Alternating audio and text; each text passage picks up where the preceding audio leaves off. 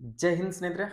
ನಿಮ್ದೇನಾದರೂ just 10ನೇ ತರಗತಿ pass ಆಗಿದ್ದೀರಾ ಅಥವಾ ನಿಮ್ದೇನಾದರೂ ಹೈಟ್ ಕಡಿಮೆ ಇದೆನಾ, ಆದರೂ ಕೂಡ ಒಂದು ಸೆಂಟ್ರಲ್ ಗೌರ್ಮೆಂಟ್ದಲ್ಲಿ ಹುದ್ದೆಯನ್ನು ಸರ್ಚ್ ಮಾಡ್ತಾ ಇದ್ದೀರಾ. ಸೊ ಇದೊಂದು ಬೆಸ್ಟ್ ಸುವರ್ಣ ಅವಕಾಶ ಅನ್ಕೊಳ್ಬೋದು. ಆ ರೈಲ್ವೇದಲ್ಲಿ RRB ಡಿ ಗ್ರೂಪ್ ಅಂತ ಹೇಳ್ಕೆಂದ ಹುದ್ದೆಗಳನ್ನ ಕಾಲ್ ಫಾರ್ಮ್ ಅನ್ನ ಮಾಡಿದಾರ. ಸೊ ಈ ಹುದ್ದೆಗಳಿಗೆ 10ನೇ ತರಗತಿ ಪಾಸ್ ಆದಂಥವರು ಕೂಡ ಅರ್ಜಿಗಳನ್ನ ಸಲ್ಲಿಸಬಹುದು. ಅದರ ಜೊತೆಗೆ ITI ಪಾಸ್ ಆಗಿರ್ತಕ್ಕಂಥ ಅಭ್ಯರ್ಥಿ ಕೂಡ ಅರ್ಜಿಗಳನ್ನ ಸಲ್ಲಿಸಬಹುದು. ಅರ್ಜಿಯ ಸಲ್ಲಿಸುವ ದಿನಾಂಕ ಈಗಾಗಲೇ ಸ್ಟಾರ್ಟ್ ಆಗಿದೆ ಸ್ನೇಹಿತರೆ. ನೀವು ಅರ್ಜಿಗಳನ್ನ ಹಾಕ್ಬೋದು. ಸೊ ಅರ್ಜಿ ಸಲ್ಲಿಸುವ ದಿನಾಂಕ ಯಾವಾಗಿನಿಂದ ಸ್ಟಾರ್ಟ್ ಆಗಿದೆಪ್ಪ ಅಂದರೆ 31 ಜನವರಿಯಿಂದ ಅಪ್ಲಿಕೇಶನ್ ಕೂಡ ಸ್ಟಾರ್ಟ್ ಆಗಿದೆ. 31 ಜಾನ್ 2026. ಓಕೆ, ಈಗಾಗಲೇ ಅರ್ಜಿ ಕೂಡ ಪ್ರಾರಂಭವಾಗಿದೆ. ಆ ಕ್ಲೋಸಿಂಗ್ ಡೇಟ್ ಬಂದ್ಬಿಟ್ಟು ಅರ್ಜಿ ಸಲ್ಲಿಸುವ ಕೊನೆಯ ದಿನಾಂಕ ಬಂದ್ಬಿಟ್ಟು 2 ಮಾರ್ಚ್ 2 ಮಾರ್ಚ್ 2026. ಓಕೆ, ಇಲ್ಲಿ ಮಟ್ಟಿನಿಂದ ಅರ್ಜಿಯನ್ನು ಸಲ್ಲಿಸೋಕೆ ಅವಕಾಶವನ್ನು ಕೊಟ್ಟಿದ್ದಾರೆ. ಯಾರೆಲ್ಲ ಹಾಕಬೇಕು ಅಂದ್ಕೊಂಡಿದ್ದಿಲ್ಲ ಇವಾಗಲೇ ಹೋಗಿ ಆನ್ಲೈನ್ ಸೆಂಟರ್ಗೆ ಅರ್ಜಿಗಳನ್ನ ಸಲ್ಲಿಸ್ಕೊಡ್ರಿ. ಓಕೆ, ಟೋಟಲಿ ಹುದ್ದೆಗಳ ಸಂಖ್ಯೆ ಎಷ್ಟಿದಾವಪ್ಪ ಅಂತಂದ್ರೆ 22,000ಕ್ಕಿಂತ ಹೆಚ್ಚು ಹುದ್ದೆಗಳನ್ನ ಕಾಲ್ ಫಾರ್ಮ್ ಅನ್ನ ಮಾಡಿದಾರೆ. ಎಷ್ಟು 22,000 ಮಟನು ಕೂಡ ಈ ಹುದ್ದೆಗಳನ್ನ ಕಾಲ್ ಫಾರ್ಮ್ ಅನ್ನ ಸೊ ಮಾಡಿದ್ದಾರೆ. ಸೊ ಈ ಹುದ್ದೆಗಳಿಗೆ ಮೇಲ್ ಅಂಡ್ ಫಿಮೇಲ್ ಇಬ್ರು ಕೂಡ ಅರ್ಜಿಗಳನ್ನ ಸಲ್ಲಿಸಬಹುದು. ಓಕೆ, ಮೇಲ್ ಅಂಡ್ ಫಿಮೇಲ್ ಇಬ್ರು ಕೂಡ ಅರ್ಜಿಗಳನ್ನ ಸಲ್ಲಿಸಬಹುದು. ಯಾರೆಲ್ಲ ಹಾಕಬೇಕು ಅನ್ಕೊಂಡಿದ್ದಿಲ್ಲ ಸೊ ಆನ್ಲೈನ್ ಸೆಂಟರ್ಗೆ ವಿಸಿಟ್ ಕೊಟ್ಟು ಅರ್ಜಿಗಳನ್ನ ಸಲ್ಲಿಸ್ಕೊಡ್ರಿ.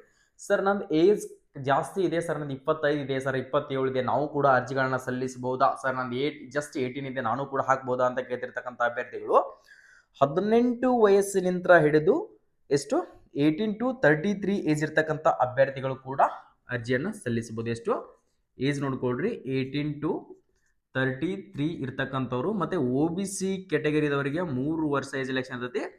SC ಮತ್ತು ST ಅಭ್ಯರ್ಥಿಗಳಿಗೆ 5 ವರ್ಷ ಏಜ್ನಲ್ಲಿ ನಿಮ್ಗೆ ಕನ್ಸೆಷನ್ ಇರ್ತದ ಸ್ನೇಹಿತರೆ. ಓಕೆ, ಇದಕ್ಕೆ ಬಂದ್ಬಿಟ್ಟು ಸ್ಯಾಲ್ರಿ ಎಷ್ಟು ಇರ್ತದ ಸರ?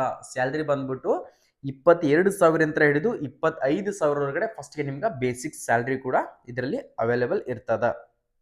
ಓಕೆ ಸರ್, ನೆಕ್ಸ್ಟ್ ಅದೇ ತರನಾಗಿ ಇದಕ್ಕೆ ಅಪ್ಲಿಕೇಶನ್ ಹಾಕಬೇಕಾದ್ರೆ ಫೀಸ್ ಎಷ್ಟು ಕಟ್ಟಬೇಕು ಸರ್? ನಾನು ಜಸ್ಟ್ 10ನೇ ತರಗತಿ ಪಾಸ್ ಆಗಿದ್ದೀನಿ, ಜಸ್ಟ್ 10th ಪಾಸ್ ಆಗಿದ್ದೀನಿ ಸರ್, ಅರ್ಜಿಯನ್ನು ಹಾಕ್ಬಹುದಾ? ಓಕೆ, ಜಸ್ಟ್ 10th ಪಾಸ್ ಆಗಿರ್ತಕ್ಕಂಥ ಅಭ್ಯರ್ಥಿಗಳು ಕೂಡ ಅರ್ಜಿಗಳನ್ನ ಸಲ್ಲಿಸಬಹುದು. ITI ಇರ್ತಕ್ಕಂಥವರು ಕೂಡ ಅರ್ಜಿಗಳನ್ನ ಸಲ್ಲಿಸಬಹುದು. ಓಕೆ, ಇದರಲ್ಲಿ ಇಬ್ಬರಿಗೆ ಕೂಡ ಅವಕಾಶ ಇದೆ. ಸೊ ಮಿಸ್ ಮಾಡದೇ ಅರ್ಜಿಗಳನ್ನ ಸಲ್ಲಿಸ್ಕೊಳ್ರಿ. ನೆಕ್ಸ್ಟ್ ಅದೇ ತರನಾಗಿ ಸರ್ ಇದಕ್ಕೆ ಅಪ್ಲಿಕೇಶನ್ ಫೀಸ್ ಕೇಳ್ತಾ ಇದ್ರಲ್ಲ, ಸೊ ಅಪ್ಲಿಕೇಶನ್ ಫೀಸ್ ನೋಡ್ಕೊಳ್ರಿ. 500 ರೂಪೀಸ್ ಅಪ್ಲಿಕೇಶನ್ ಫೀಸ್ ಇರುತ್ತೆ. ಎಷ್ಟು 500 ರೂಪೀಸ್ ಅಪ್ಲಿಕೇಶನ್ ಫೀಸ್ ಇರ್ತೈತಿ.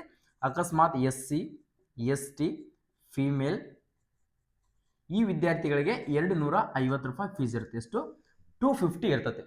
ಅಕಸ್ಮಾತ್ ನಿಮ್ಗೆ 500 ರೂಪಾಯಿ ಫೀಸ್ ಕಟ್ಟಿರ್ತೀರಿ, ಎಕ್ಸಾಮ್ ಅನ್ನ ಅಟೆಂಡ್ ಆದ್ರಪ್ಪ ಅಂತಾರೆ ಹೊಳ್ಳಿ ನಿಮಗೆ 400 ರೂಪಾಯಿ ಇದರಲ್ಲಿ ಅಮೌಂಟ್ ಕೂಡ ರೀಫಂಡ್ ಆಗುತ್ತಾ. ಎಷ್ಟು 500 DD ಕಟ್ಟಿದ್ರಿ ಅಂದ್ರೆ ಆನ್ಲೈನ್ ಪೇಮೆಂಟ್ ಅನ್ನ 400 ನಿಮ್ಗೆ ವಾಪಸ್ ರೀಫಂಡ್ ಆಗುತ್ತಾ. ಇವ್ರು 250 ಕಟ್ಟಿದ್ದಾರೆ ಅಂದ್ರೆ ಹೊಳ್ಳಿ ನಿಮ್ಗೆ 200 ರೂಪಾಯಿ ಅಮೌಂಟ್ ಕೂಡ ಇದರಲ್ಲಿ ರೀಫಂಡ್ ಆಗುತ್ತಾ. ಯಾಕಂದ್ರೆ ಇಲ್ಲಿ ನೋಡ್ಕೊಳ್ರಿ, ನೀವು ಅಪ್ಲಿಕೇಶನ್ ಹಾಕ್ಬೇಕಾದ್ರೆ ಕಡ್ಡಾಯವಾಗಿ ಬ್ಯಾಂಕ್ ಡೀಟೇಲ್ಸ್ ಕೇಳುತ್ತೆ. ಸೊ ಆ ಬ್ಯಾಂಕ್ ಡೀಟೇಲ್ಸ್ ಬ್ಯಾಂಕ್ ಡೀಟೇಲ್ಸ್ ಯಾವ್ದು ಕೊಟ್ಟಿರ್ತಿರಲ್ಲ ನಿಮ್ದೇ ಕೊಡ್ರಿ. ನಿಮ್ಮ ಬ್ರದರ್, ನಿಮ್ಮ ಫಾದರ್, ಪಪ್ಪ, ಮಮ್ಮಿ ಯಾರದೇ ಕೊಟ್ಟರು ಕೂಡ ಅಕಸ್ಮಾತ್ ನಿಮ್ದೇ ಕೊಡ್ರಿ, ಅಂದ್ರೆ ನಿಮ್ಗೆ ಬಂದಿದೆ ಇಲ್ಲೋ ಅಂತ ಹೇಳಿ ಕನ್ಫರ್ಮೇಶನ್ ಆಗಿ ಗೊತ್ತಾಗುತ್ತಾ.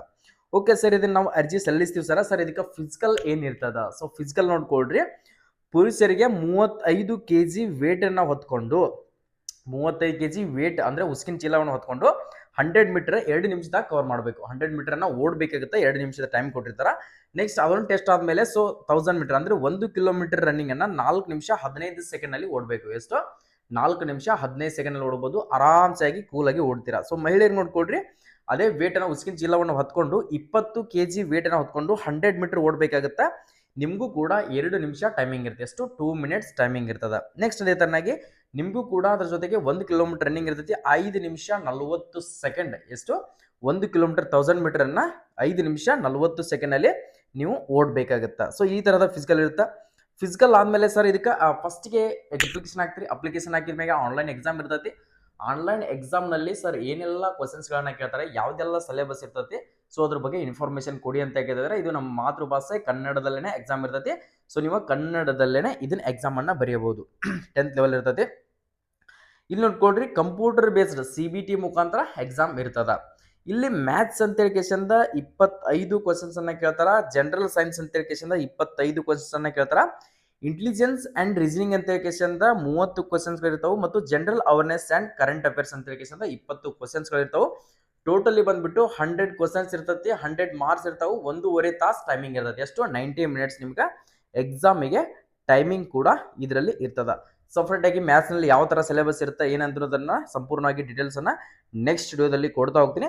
ಇಷ್ಟನ್ನ ಪರ್ಫೆಕ್ಟ್ ಆಗಿ ಎಲ್ಲರೂ ಕೂಡ ಸ್ಟಡಿ ಮಾಡ್ಕೊಡ್ರಿ. ನಾನು ಹೇಳಿರ್ತಕ್ಕಂಥ ಸಿಲೆಬಸ್ ಅನ್ನ ಇಷ್ಟನ್ನ, ಯಾಕಂದ್ರೆ ಸರ್ ಇದರಲ್ಲಿ ಇಂಗ್ಲಿಷ್ ಗ್ರಾಮರ್ ಇರೋದಿಲ್ಲ ಕೇಳ್ತಿರ್ತಕ್ಕಂಥ ವಿದ್ಯಾರ್ಥಿಗಳು, ಇದಕ್ಕೆ ಇಂಗ್ಲಿಷ್ ಗ್ರಾಮರ್ ಇರೋದಿಲ್ಲ, ಅದೊಂದು ಬಹಳ ಬೆಸ್ಟ್ ಆದ್ ಸರ್. ಇಂಗ್ಲಿಷ್ ಗ್ರಾಮರ್ ಇಲ್ಲ ಅಂದ್ರೆ ಬಹಳ ಚಲೋ ಆಯ್ತು. ಮೊದಲೇ ಇಂಗ್ಲಿಷ್ ಬರ್ತಿದ್ದಿಲ್ಲ, ಅದ್ರೊಳಗೆ ಇಂಗ್ಲಿಷ್ ಗ್ರಾಮರ್ ಇಲ್ಲ ಅಂತಂದ್ರೆ ಕೈ ಬಿಟ್ಬಿಡ್ತೀವಿ ಸರ್. ಅದನ್ನ ನೋಡ್ಕೊಡ್ರಿ, ಬಹಳ ಅಂದ್ರೆ ಬಹಳ ಬೆಸ್ಟ್ ಐತಿ ಈ ಹುದ್ದೆಗಳಿಗೆ. ಯಾಕಂದ್ರೆ ಪ್ರತಿ ವರ್ಷನೂ ಕೂಡ ಡಿಗ್ರಿ ಹುದ್ದೆಗಳನ್ನ ಕಾಲ್ಫಾರ್ಮ್ ಅನ್ನ ಮಾಡ್ತಾ ಇದಾರೆ.